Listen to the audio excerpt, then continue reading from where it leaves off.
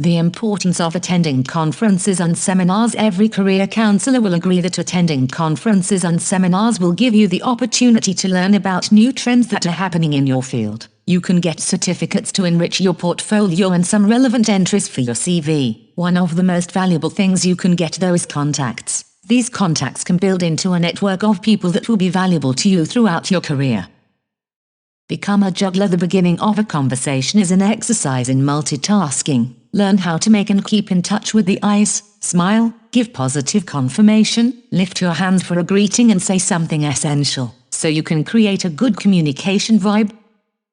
Do not try to fix the problems of the person you met. Some consider nagging a safe way to open a conversation with someone unknown. You do not have to fix your interlocutor's problems. It is more constructive for the relationship you are trying to start reassuring him to solve the problems himself. Forget the small talk. Quickly leave the weather discussion and go straight to the great theories of the universe. People are more than welcome to the important conversations from chat. The best thing, however, is what your new friend has in recent times. Avoid interrogation. Asking questions is interesting, but do not overdo it. Anyone trapped on an airplane next to an interrogator knows that it's terrible. Avoid pushing the conversation with questions. Use better statements.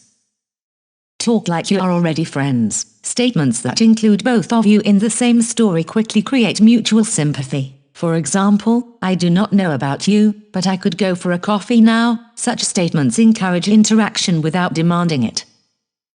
Say something silly. People trust you when you trust them enough to relax and stop defending. Tell a story where you were ridiculed or try your poor French accent. Laugh at yourself and others will feel ready to be opened.